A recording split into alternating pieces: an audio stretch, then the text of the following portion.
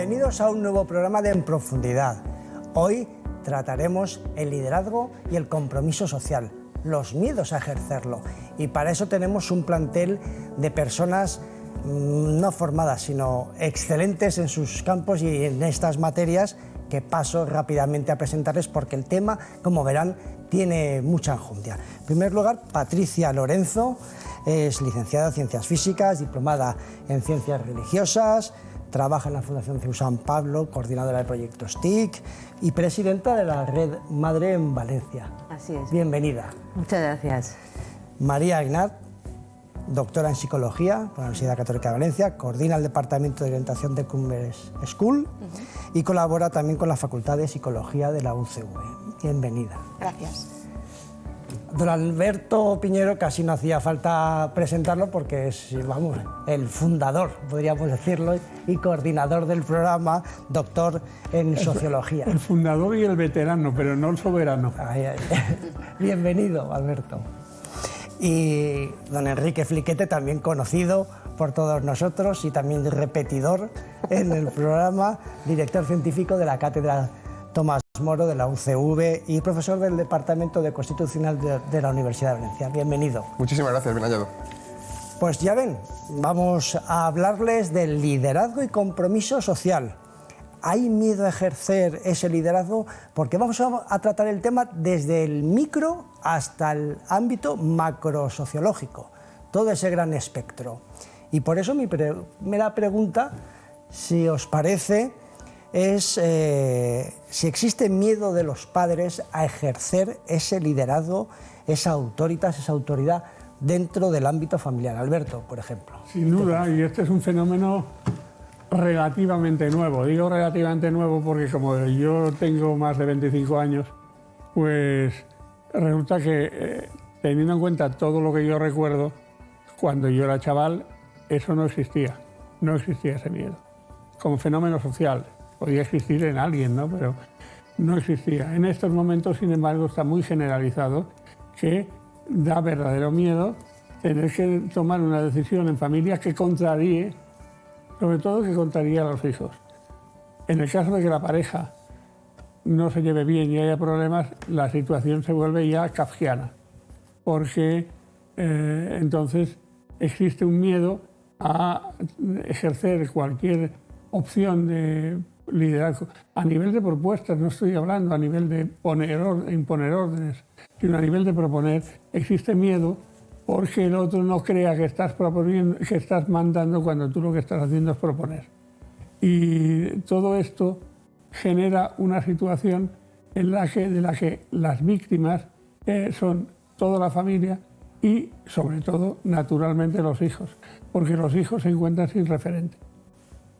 Y hablaremos de esto. Los hijos se encuentran sin un referente al cual conformar, a cuyos valores conformar los suyos, al menos inicialmente, porque luego todos desarrollamos nuestra escala de valores. Pero inicialmente los hijos se educan en el camino de sus padres.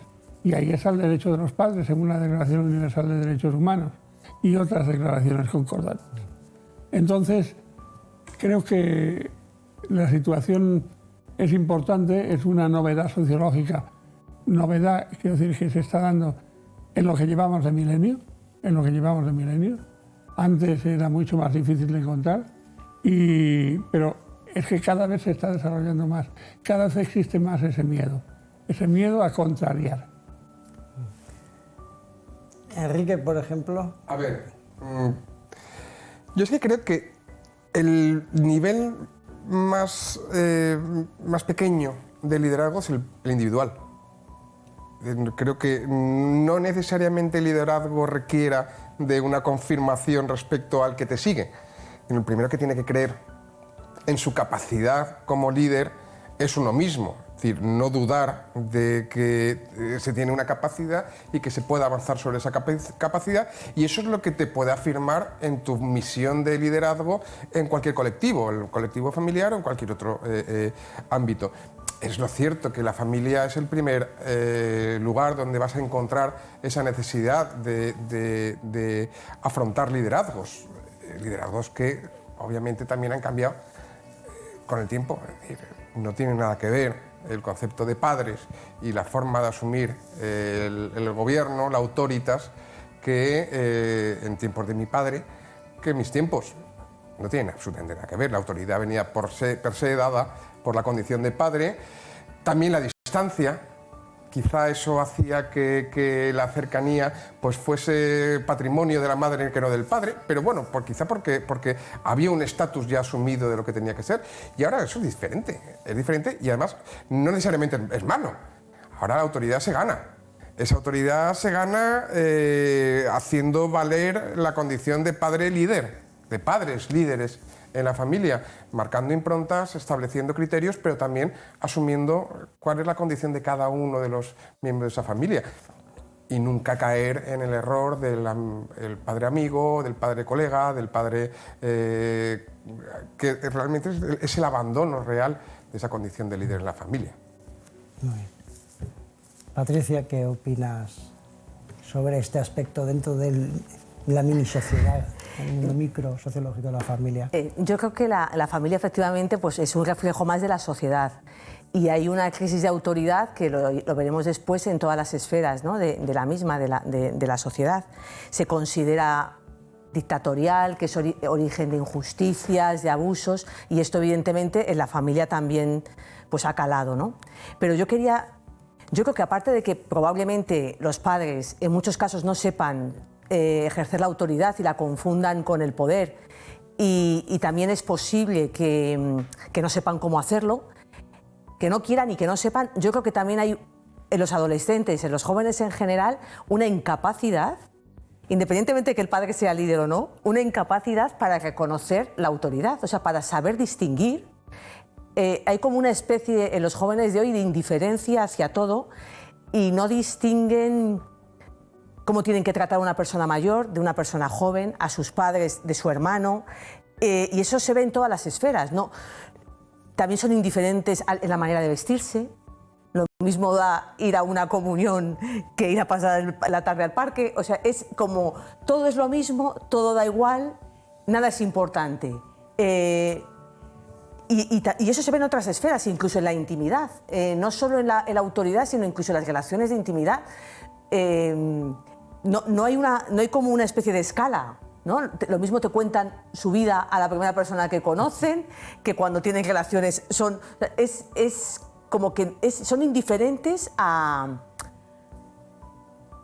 la calidad de las cosas y a la belleza de las cosas. Yo creo que parte de la educación de los padres es enseñarles, aunque cueste mucho esfuerzo, ¿no? Que luego también veremos que probablemente no hay líderes porque no hay paciencia, pero a enseñarles a distinguir que hay una escala en la verdad de las cosas, en la belleza, en la bondad, y que no todo es lo mismo. Y María, ¿cómo ves el liderazgo, el ejercicio de esa responsabilidad de los padres? Sí, yo lo que veo un poco, retomando lo que han ido comentando mis compañeros de mesa, es verdad que lo que creo que acontece a día de hoy es que hay una confusión en el significado de la palabra autoridad y de la palabra disciplina, ¿no? Lo que se entiende a día de hoy es un significado muy reduccionista, a veces parcial incluso, de lo que implica esa autoridad o esa disciplina. Por tanto, en el foco normalmente de la parte más igual negativa, malentendida, y hay una huida para no mostrar que te riges por ese concepto no malentendido. Que no haya nadie que crea que eres autoritario, haciendo una relación entre autoridad y autoritarismo que no tiene nada de relación, ¿no? Y estas familias de ahora, de hoy en día, que crecemos y vivimos también en una cultura del bienestar muy importante, pues a veces también hace que los padres no quieran o quieran evitar sufrimientos a los hijos, de forma que, entendiendo la disciplina como algo erróneo, como una constricción de la libertad, hace que si eso va a producir un sufrimiento, yo evito todo eso, ¿no? Y entonces, tú quieres, yo te doy. De manera que hay una difusión de los límites muy importante y justo estamos cometiendo un error, ya que nuestros hijos necesitan esa hoja de ruta, ¿no?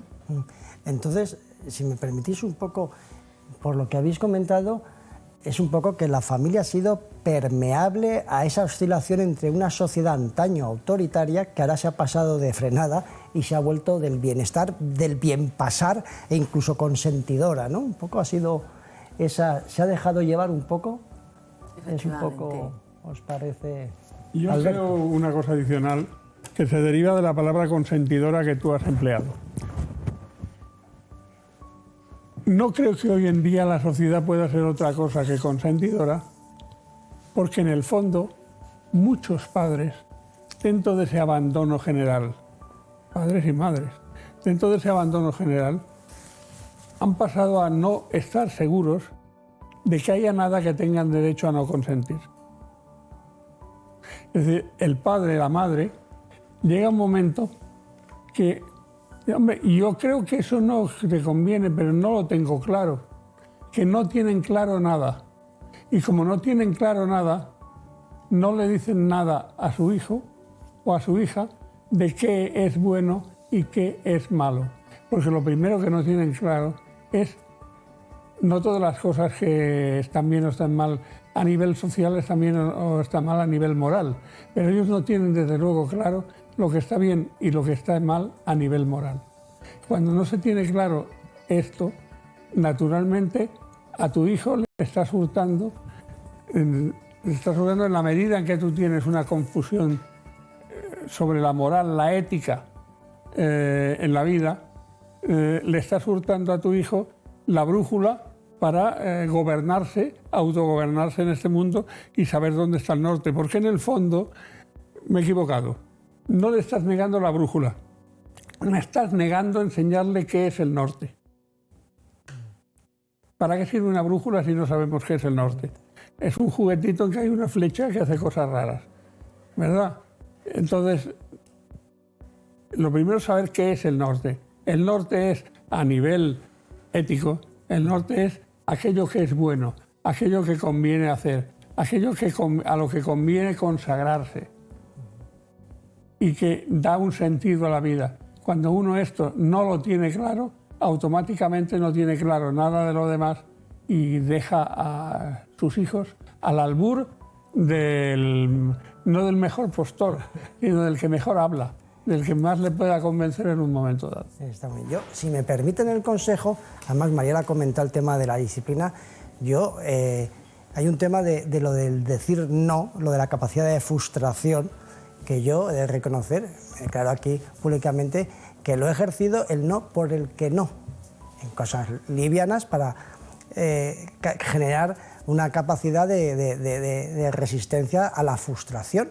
A los hijos, que sepan que hay unos límites y hay veces es que el no incluso no tiene explicación, ¿no? Y hablando de esa falta de brújula, ¿qué os parece el concepto que introdujo Zygmunt Bauman de la sociedad líquida? Que además ya Marx habló de que había que acabar con los valores sólidos, estrictos y eliminarlos, esfumarlos de la sociedad capitalista y sustituirlos por otras, pero Bauman ya habla de que la sociedad líquida no es que sea sustituir unos valores por otros, sino es que no hay valores y el hombre se transforma, el ser humano, en un nómada social, en una persona que no tiene compromiso ni familiar, ni laboral, ni político. ¿Qué os parece? Sí, es Patricia. exactamente así, ¿no? Yo creo que somos víctimas de ese ambiente donde no hay valores que permanezcan. Y eso evidentemente conlleva que no haya líderes. No es que haya miedo a ejercer el liderazgo, sino que no hay líderes, no hay personas que puedan decir que son autores de su propia vida, que tienen unos valores irrenunciables por los que son capaces de darlo todo y de jugarse su propio prestigio, ¿no? Entonces, en el momento que tú no tienes unos valores que vives para ellos y que crees en ellos, ¿qué vas a transmitir a tus hijos, ¿no? Exactamente lo que decía. Valores inculcados por la familia. Por la familia, ¿no? Valores en los que tú crees y que quieres que tus hijos vivan, que no tienen por qué ser exactamente... Yo creo que a los hijos no hay que transmitirle que tengan tus valores, sino que tengan valores por los que apuesten y por los que sean capaces de luchar. Valores buenos, evidentemente. A ver, es que lo de la sociedad líquida es una cosa que siempre me ha gustado mucho, ¿no? Esa forma de conceptualizar la pérdida de la solidez. pero que también es verdad que el traslado de lo líquido a lo gaseoso es también muy interesante. Sí. Es decir, cuando ya ni siquiera el valor se adapta al hecho social, sino cuando desiste vaporoso, la existencia del valor, ya el valor es fútil, es innecesario. Es verdad que cuando se busca una sociedad adaptada a una serie de principios, si esos principios no son lo suficientemente consistentes, son incapaces de modificar las tendencias, son incapaces de cambiar la sociedad. Entonces, claro, eso es una consecuencia casi inmediata, ¿no?, de lo que comentábamos antes, ¿no?, de la inexistencia de capacidad para asumir la frustración te lleva a un modo de vivencia, a un modo de vivir de comodidad, no de bienestar. La comodidad te hace que en cuanto te desaparece algún elemento necesario que tú consideres necesario para tu comunidad, se genera la resistencia. Y todo aquel que te va a poder prometer aquello que tú has perdido va a ser tu líder. Tu liderazgo ya no se asienta en lo que quieres que se consiga, sino en contentar una necesidad que tú crees que es esencial para ti y no es más que gas, no es más que aire. Y María, tú que estás en el ámbito de la psicología, esa transmisión de los valores dentro de la familia, esa microsociedad de nuestros días... Y tu experiencia además. Sí, yo creo que es fundamental. No es complicado. Es complicado porque es verdad un poco el comentario que has hecho antes, ¿no?, de una forma de trabajar la tolerancia a la frustración con un no y ya está, para que los hijos vean que se van a encontrar con un no, ¿no? Yo sí que daría un matiz. Es verdad que dentro de casa es el lugar donde van a entrenar todas esas estrategias y todas esas destrezas para adaptarse al mundo. Pero la idea es que, como comentaba Alberto al principio, es esa que se autogobiernen, ¿no? Decías, la realidad es que nosotros como padres no vamos a estar con ellos 24 horas del día, 365 días al año. Por tanto, la forma de educar, la forma de ejercer el liderazgo es con el objetivo de que cuando salgan de nuestro entorno sean capaces de vivir de una forma adecuada. Por tanto, cuando yo educo o yo transmito un criterio, un principio, un valor, tiene que ir acompañado de una argumentación, de una explicación para que ellos entiendan el valor de eso, ¿no? Y porque el valor del orden no recojo en mi casa porque yo soy una histérica, recogemos porque las cosas guardadas en su sitio no se estropean y se encuentran cuando se necesitan. De manera que educar la virtud del orden, en este caso, acompañada de una explicación, hace que mi hijo luego pueda ponerlo a prueba y hacerlo suyo. Entonces, el no, por supuesto, es indispensable, pero el no a veces solo... de una forma tajante, ¿no?, o rígida, hace que no puedan entenderlo. Y cuando estén fuera, solo por oposición, no lo vivan. Y entonces nos jugamos a tener hijos adultos o jóvenes o adolescentes, como decía Patricia, que no sabemos por dónde van, que ni el norte, ni el sur, ni el este. O sea, donde sopla el aire, yo voy, porque la realidad es que el relativismo se ha metido en casa. No es la sociedad líquida, pero ese relativismo de todo vale, de manera que todo vale. Entonces, si a ti no te apetece, tengo que respetar las apetencias, y entonces la línea es un poco fina. Ay, es que tengo... ¿Quién me pedía la palabra? Solo añadir claro. una cosa, que es que el liderazgo no es democrático.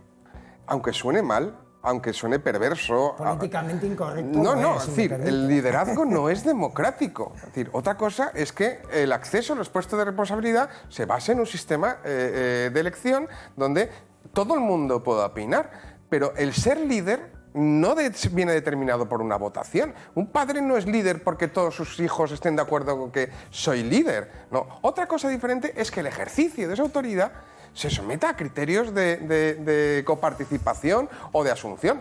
Pero a mí es que me hace mucha gracia la tendencia a que todo lo no electivo sea no democrático. Eso es yo creo que es una perversión del propio modelo del Estado de Derecho, ¿eh? Y si me dejáis luego contaré alguna cosa de esta. Me piden la palabra por la banda de estribor, vamos.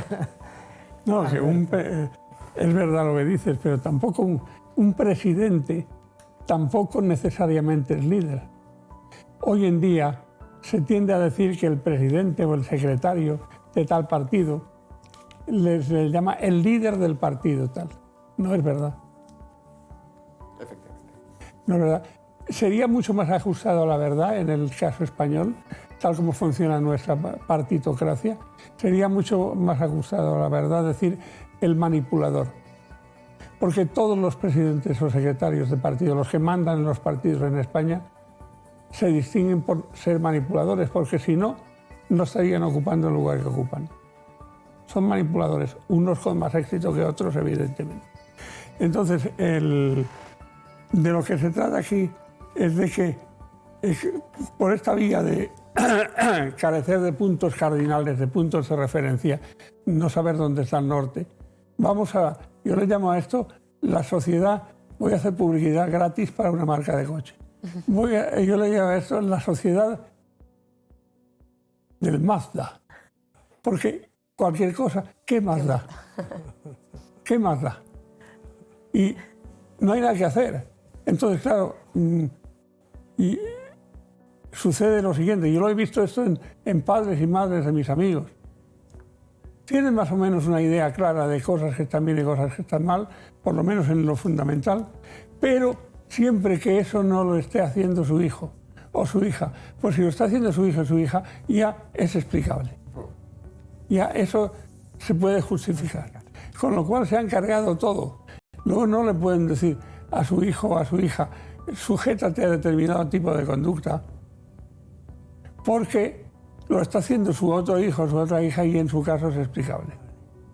Porque para eso es su hijo. Esa es la única razón de fondo. Es mi hijo. Estoy pensando ahora en una vieja amiga mía. Vieja amiga mía, en todos los sentidos de la palabra, la vieja. Pues que eso dice de sus hijos. Y tiene algún hijo que es una calamidad o alguna hija que es una calamidad y es imposible. Es decir, cualquier comportamiento automáticamente se ha vuelto totalmente relativista a ella. ¿Por qué? Porque como eso lo hace su hija, entonces ya eso no siempre está mal. Y Patricia, No, yo simplemente hacer una anotación, ¿no? Yo creo que una cosa es tener poder y otra cosa es tener autoridad. Y el líder es el que tiene autoridad, no es el que tiene el poder. Entonces, el poder, evidentemente, como decías, el poder se tiene. Lo tienes pues porque a lo mejor eres el jefe de la empresa, o eres el cabeza de familia, o eres el presidente del partido y tienes poder. Pero el liderazgo te lo tienen que dar otros, no depende de ti, te lo tienes que ganar. Yo creo que un líder es una persona que tiene ascendencia sobre los demás desde el punto de vista moral, espiritual, aparte de biológico, lógicamente. Entonces, claro que se te da y se te quita, ¿no? Entonces, para tenerlo, pues evidentemente tienes que influir positivamente en los demás, tienes que tener una capacidad de autenticidad que no todo el mundo tiene.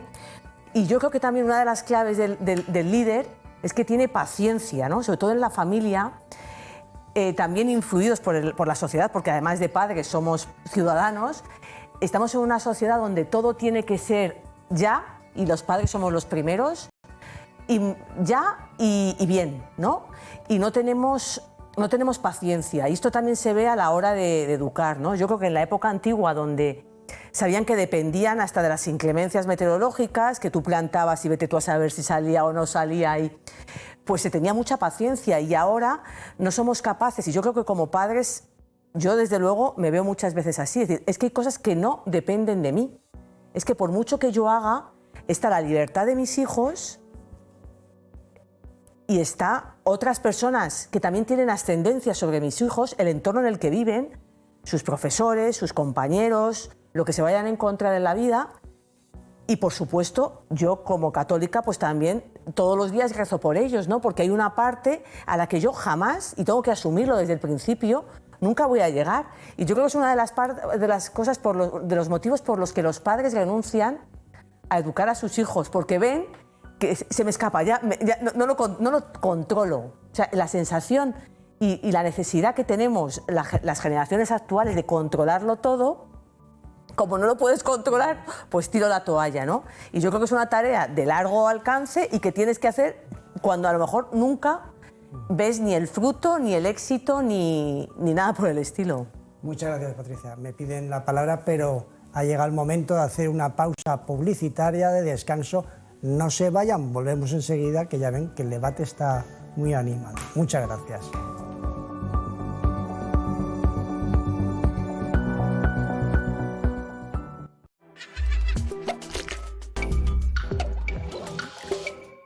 Innovación, sostenibilidad, competitividad, Plaza 4.0, Startup, productos financieros, mercado laboral, Plaza 4.0, líderes, ideas, mercados, Plaza 4.0, la industria, el ecosistema emprendedor, investigación, energías alternativas, almacenamiento. Entramos en el sector empresarial valenciano, en Plaza 4.0.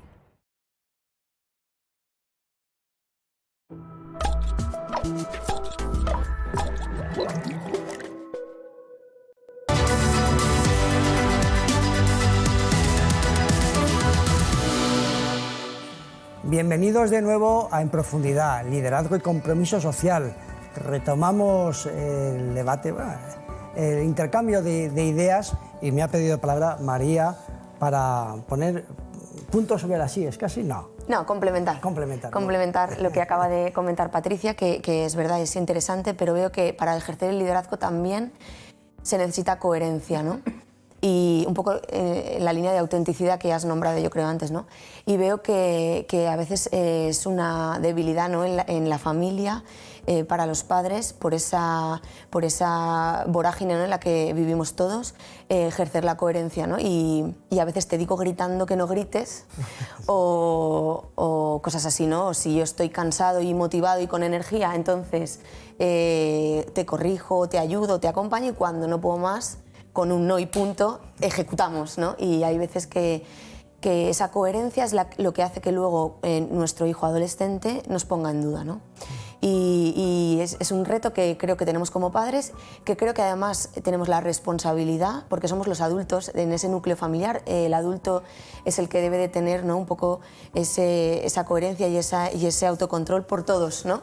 Y a veces reparar el daño, que a veces si ha sido un por qué no te he escuchado, no he entrado en diálogo, pero luego puedo acercarme, ¿no? Y para intentar restituir el vínculo, ¿no? Muy bien. Si me permitís subir un escaloncito dentro de lo micro, seguimos en micro, no casi no en macro, pero un poco también el ejercicio del liderazgo, ese compromiso en el cristiano en la vida social, en entornos más amplios, el entorno social, los colegios, los amigos, el mundo laboral. También hay una falta de liderazgo, un poco lo que decía la politóloga Newman, de la espiral del silencio, ese de miedo de que unos pocos que arman mucho ruido tapan a veces la opinión más razonable y sosegada de una incluso más mayoría. ¿Qué os parece, Enrique? Yo es que creo que estamos enfocando el liderazgo como algo positivo y no necesariamente es un elemento positivo. El líder puede ser seguido por lo bueno y por lo malo. Es decir, esa capacidad de influencia puede ser perversa. Si un líder puede tremendamente ser bueno o malo, perversa. Claro. Parece que estemos asociando el líder con aquel que nos permite asentar. Sí, pero muchas veces lo que asientan es la perversidad. Yo os llevo el ejemplo más vivo de la perversidad, es el que se produce con los liderazgos de los movimientos sociales. Es decir, cuando el 15M decide establecerse en la plaza ¿qué plaza era? La Puerta del Sol. ¿Quién eligió a los que fueron sus líderes? ¿Quién? Nadie.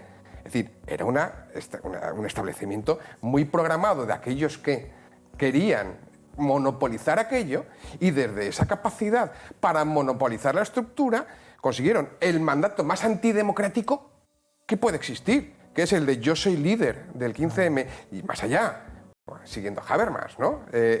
La capacidad de consolidar una democracia real frente a la democracia representativa por el cambio pueblo a gente.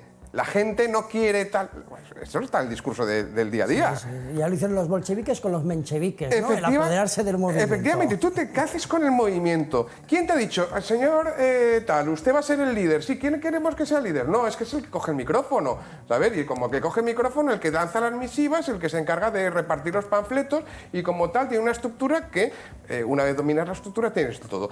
Eso no solamente se produce en ese aspecto, pero sí que es muy relevante en un momento como en el que ahora planteamos la validez de los registros de la democracia real participativa frente a la o deliberativa frente a la democracia participativa o representativa.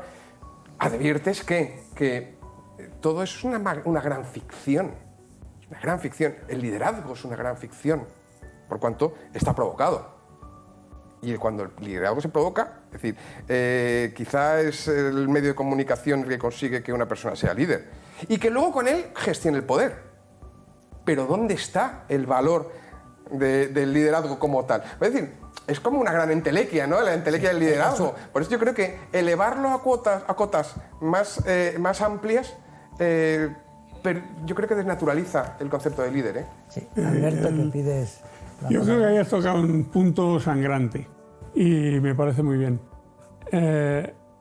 Porque, vamos a ver, el líder es una persona que tiene algo que decir y lo dice. Tiene algo que decir y lo dice. Pero que para que esté tener algo que decir puede ser porque eso que tiene que decir tiene valor por sí mismo, o puede ser porque esto que tiene que decir le es útil. En toda la modernidad hemos visto el triunfo de lo útil, ya desde Bentham, que lo teorizó, que lo bueno es lo útil, cosa que Sócrates ya había demostrado en uno de sus diálogos, por lo menos en uno, yo creo que en dos, que no es cierto. Lo bueno no coincide con lo útil, necesariamente. Pero en la modernidad lo bueno es lo útil. Y entonces, claro, ante lo bueno es lo útil, ¿qué ocurre? ¿Lo útil para quién? Para mí. Ah. ¿Lo útil para quién? Para una camarilla, que son los que mandan. Ah. ¿Lo útil para quién? Para quien tiene el poder, quien disfruta del poder y lo administra. Ah. Es decir, esto es un problema realmente importante. ¿Cuándo un liderazgo es bueno? Desde mi punto de vista. Un liderazgo es bueno cuando se produce alrededor de eso que tenemos que decir.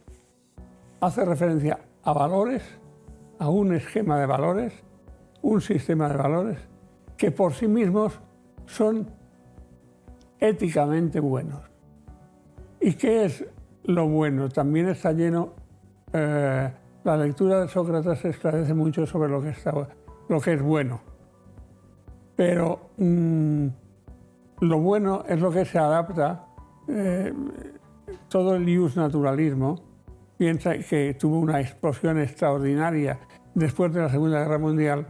Lo bueno es lo que se adapta a la naturaleza del ser humano, a la naturaleza del hombre, a la naturaleza de lo creado, de la creación. Quien no crea que es creado, a la naturaleza de lo que existe, pero que tiene una naturaleza. Eso es lo bueno. Y lo otro no es bueno, por mucha convicción con que se diga. Quien tiene muy buenas cosas que decir es un hombre que comunica valores, comunica ilusiones y comunica ese liderazgo. El liderazgo se comunica, como ya ha dicho, creo que ha sido Jesús. El liderazgo se comunica. Mientras que... pero se comunica cuando los valores que comunicas lo valen. Son valores de verdad. Cuando los valores que comunicas no lo valen, el liderazgo no se comunica. El liderazgo lo que hace es útil. ¿Es útil para qué? Para llevarse el gato al agua, arrimar el ascua a la sardina, etc. Y seguimos utilizando refranes, ¿no? O dichos.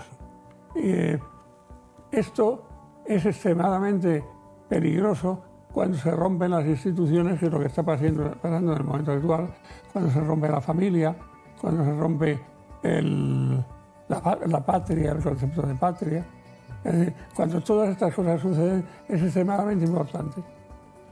Ya sabemos que del iusnaturalismo vino el positivismo, ¿no? Patricia, ¿qué día que estabas ahí? No, básicamente, es que yo esto lo he pensado mucho, el tema de la sociedad, ¿no? La sociedad civil, porque yo creo que en política efectivamente hay líderes que a lo mejor son líderes que son fruto de una campaña de publicidad y de marketing y que, pues eso, que es humo. Pero perdóname, para los espectadores, porque tú eres presidenta de la Red Madre en Valencia, sí, con lo cual ahí tienes que ejercer. Pero no, me refiero que en algunos casos, en algunos ámbitos de la sociedad, fundamentalmente yo creo que en política, porque hay medios, los líderes pueden ser, pues eso, fruto de una campaña, pero a nivel social hay pocos líderes, yo creo, ¿no? Y yo creo que fundamentalmente es porque no hay una estructura civil, no hay una estructura de la sociedad que permita que nos organicemos para que esas personas, que las tiene que haber, que tienen capacidad de liderazgo, que tienen capacidad y ganas de mejorar la sociedad, porque lo que decía Alberto, ¿no? No es líder el que se mejora a sí mismo, el que quiere el éxito, el que busca el triunfo, sino el que quiere mejorar, el que quiere que aumenten los otros, ¿no? Que mejore algo por lo que él da la vida, ¿no? Y yo creo que no hay estructura social.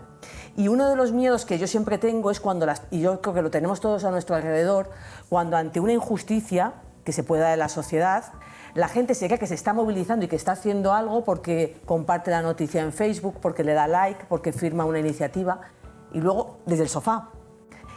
Es muy importante, yo creo, movilizarse desde otros ámbitos, ¿no? Y el dejarte tiempo, a veces también dinero y alguna que otra noche sin dormir por luchar por algo, ¿no? Y la mayor parte de la gente que hay a mi alrededor y que habrá alrededor de la vuestra, y probablemente yo también, va un poco como barcas llevadas por el oleaje y sin la sensación de que ellos manejan la barca, ¿no? Y yo creo que es por falta de tiempo, por falta de ganas, pero mucho es por falta de tiempo. Tenemos la vida en general como muy ocupada. Por falta de enamoramiento. De enamoramiento de la verdad, de lo que crees la verdad.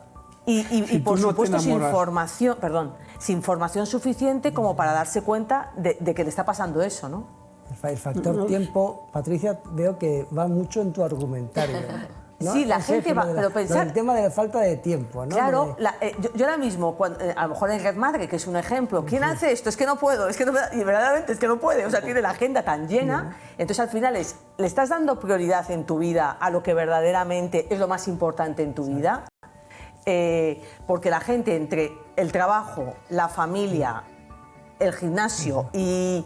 Ya se ha acabado, y ver la serie de Netflix ya no te queda tiempo para nada más, ¿no? Y al final hay que mojarse, o sea, no es solo darle a like.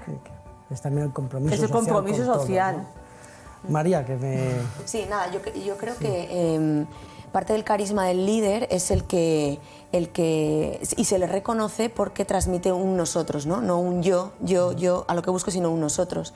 Y un poco por lo que comentaban antes de ese liderazgo positivo o negativo, veo que muchas veces el líder, si reconoce en el otro o en el grupo que tiene alrededor la necesidad y trabaja por cubrirlas, entonces se le puede dar reconocer esa autoridad de liderazgo.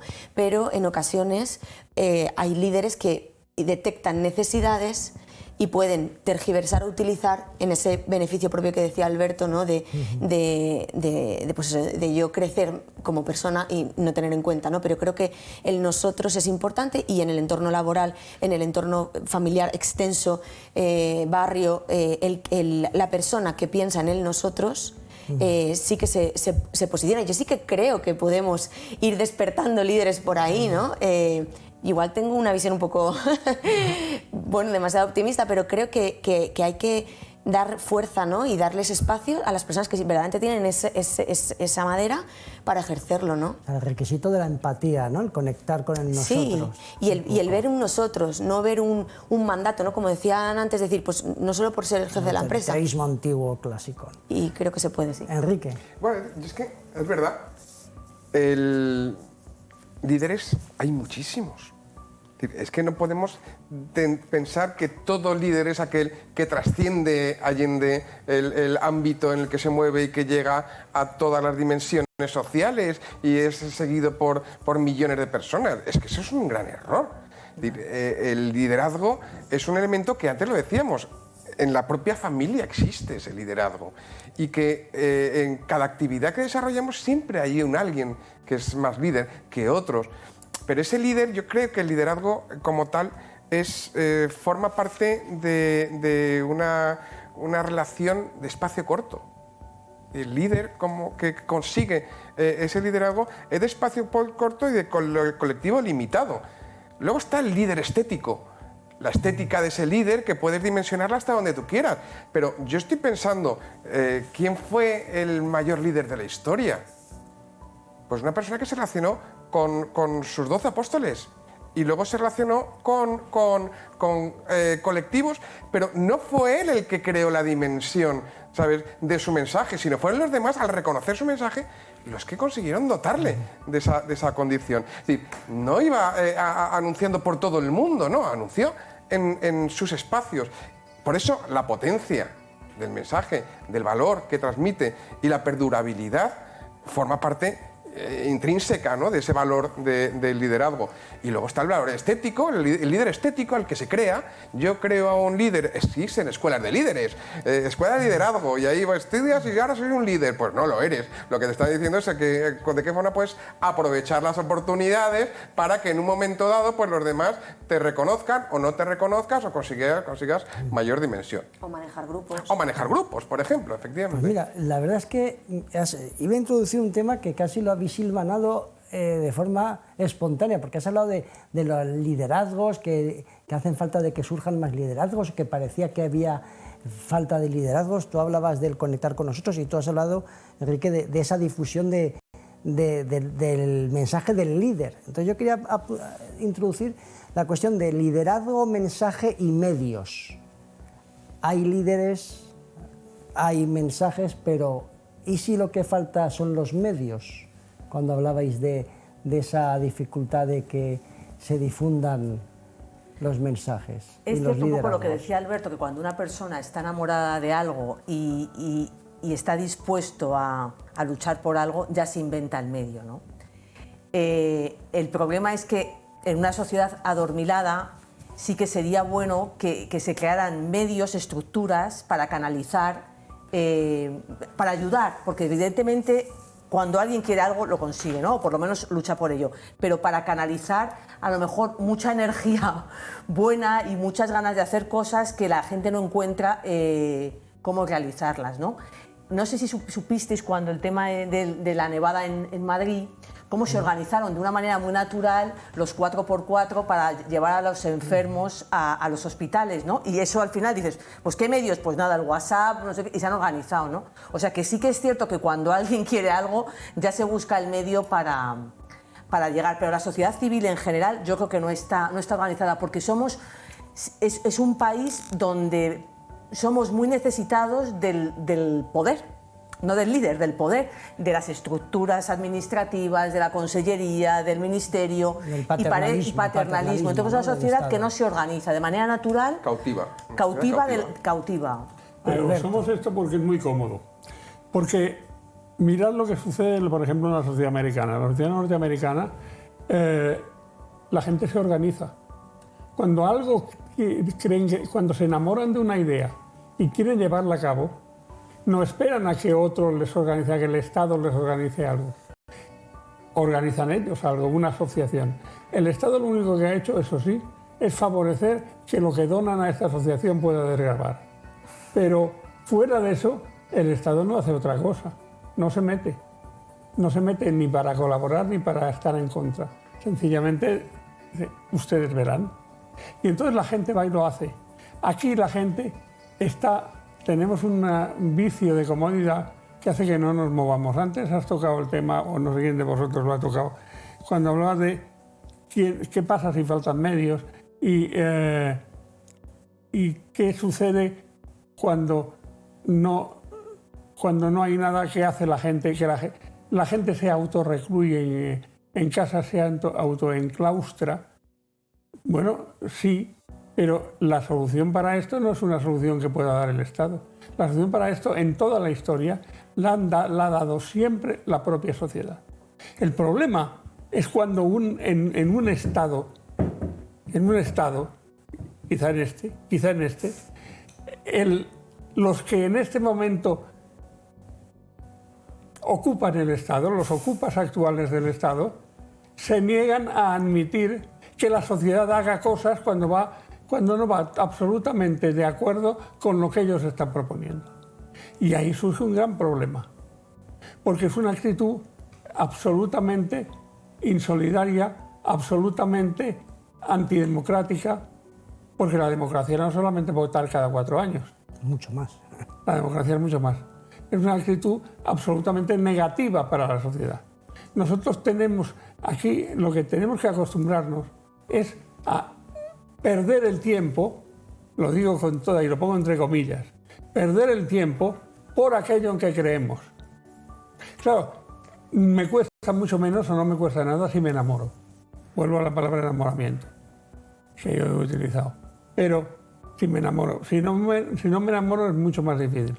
Pero si me enamoro es muy fácil, porque me sale del alma ocuparme de cosas porque simplemente me he enamorado de ellas. Entonces, si yo me enamoro de ese hacer el bien a la sociedad, buscar el bien común a nivel social, bien sea en la propia familia, bien sea en el trabajo, bien sea en mis ambientes, en la sociedad civil en general, si yo me enamoro de esto, automáticamente surge en mí la figura del líder, por lo menos en algunos ámbitos. Nadie somos líderes en todo. Yo, por ejemplo, no puedo ser líder en gimnasia o en deporte, porque francamente sería un desastre. Pero sí puedo ser líder en otras cosas que más o menos se me dan bien. Pues entonces pongo en juego todo lo que soy y todo lo que valgo, todo lo que la vida y Dios a través de la vida han depositado en mí, lo pongo en juego al servicio de, pero no de mí mismo, al servicio de cosas en las que vale la pena creer, por las que vale la pena apostar. Eso de la vida tiene mucho de apuesta. Después del enamoramiento de la verdad y del bien y de Dios, que está muy bien, Alberto. Sí. Enrique, difícil, ¿eh? Después de... No, difícil no, casi imposible. A ver, claro. Es decir, lo que no podemos plantear es que todo liderazgo sea un elemento trascendente a la sociedad. Es decir, la trascendencia la pone cada uno en su forma de captar o de ejercer ese liderazgo. Es decir, ser líder es un compromiso. Y todo cristiano está llamado a un compromiso. Y todo cristiano está llamado a ser líder. Todo. Es decir, no pensemos que tenemos que llegar a ser los presidentes de todos los gobiernos, todas las comunidades autónomas. No. Es decir, es que nuestros ámbitos exigen de nuestro liderazgo. A, presencia. B, testimonio.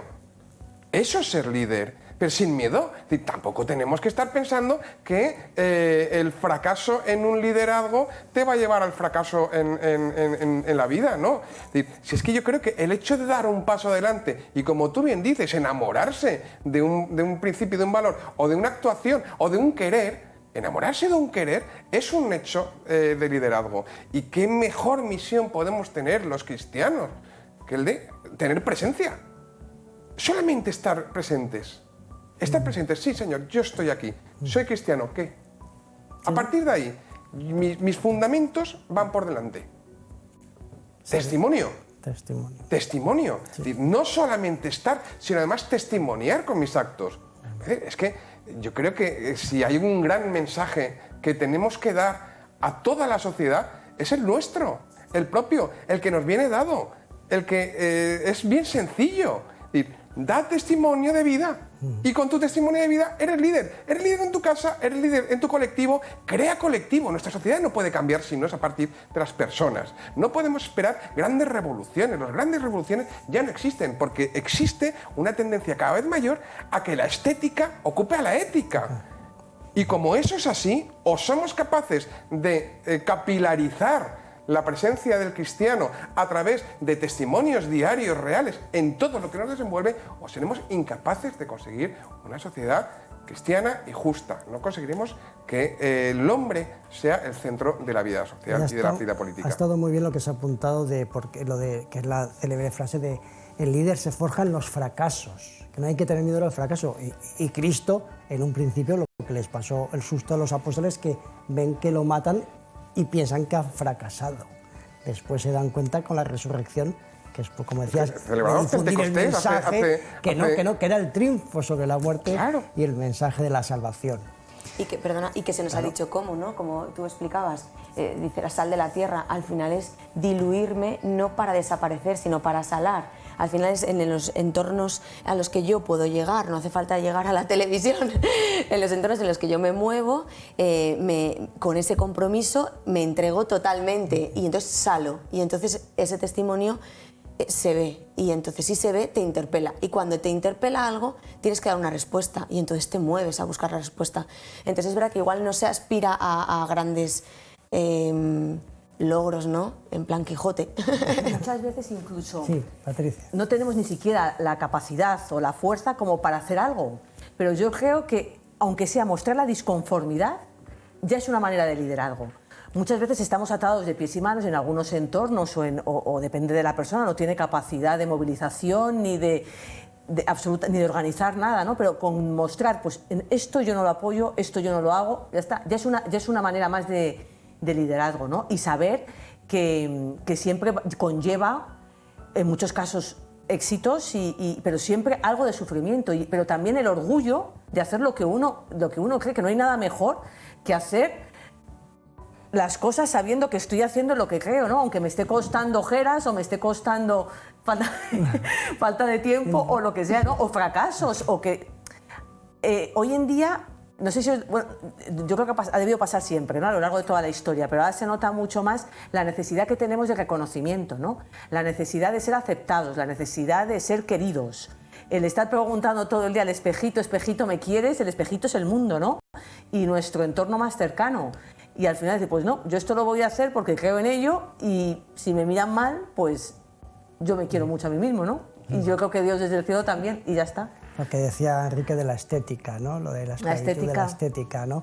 Y el tema de la oposición que dices, hay que resistir, que es un poco lo que pasó estos días, que recomendaban en este caos de vacunaciones de la segunda vacuna de la AstraZeneca, aconsejaban mezclar, ¿no? Y ahora la gente, en Murcia he visto yo los datos, que no, dicen, no, yo repito con AstraZeneca la mayoría, a pesar de que Sanidad me diga que debe hacer mezcla, ¿no?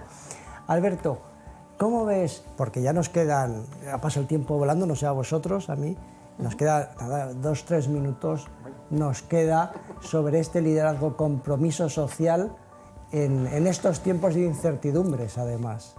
Sí, yo lo que iba a decir, en la línea de lo que he tratado ahora en esta última vez que he hablado, lo que iba a decir es que realmente tenemos en España, tenemos que comenzar a liderar nuestra sociedad trabajando con entusiasmo, enamorados de aquello en lo que queremos, en la sociedad civil. Es decir, creando asociaciones, participando en las asociaciones. No puede ser que existan las APAs o AMPAs, que llaman ahora, y la gente se resista a participar. ¡Qué barbaridad! Pero, ¿qué está en juego? Están en juego tus hijos. Está en juego la conciencia de tus hijos. Que la conciencia de tus hijos se forme bien o se forme mal. Están en juego muchas cosas. Entonces, hay que salir de uno mismo. Lo bueno no es lo útil inmediatamente, porque además eso es utilidad de miopes, utilidad de lo que tienes delante aquí, pero también es útil, lo bueno sería, sí es bueno lo que es útil a largo plazo y que va de acuerdo con los valores. Y esto, para trabajar en esto hay que unirse porque si no, no conseguimos nada. Entonces, para mí es fundamental, yo haría una llamada en estos momentos a todos los que están aquí viéndonos, que sería una llamada a participar en aquello en lo que creen, en aquello en lo que creen ustedes, participen en la sociedad civil, participen en las asociaciones de jubilados, en las asociaciones de padres, en las asociaciones de lo que sea, participen, pero participar significa implicarse. No hurtarse, no evitar por todos los medios que a uno le nombren nada. Y si a uno le nombran algo, pues entonces emplearse poniendo toda su cabeza, todo su caletre en la cuestión, para que aquello vaya mejor, para poner uno todas sus ideas en juego. Creo que hay que entregarse, hay que darse, porque amar es darse. Muchísimas gracias, Alberto. Muchísimas gracias a todos. Ya se ha completado el tiempo, ha pasado rapidísimo. Quisiera tener más rato, pero el tiempo, Patricia, manda, como decías, en el programa. Y nada, agradecerles a todos ustedes que nos hayan seguido en un nuevo programa de En Profundidad de esta 8 Televisión del Mediterráneo, la televisión de la familia. Muchas gracias.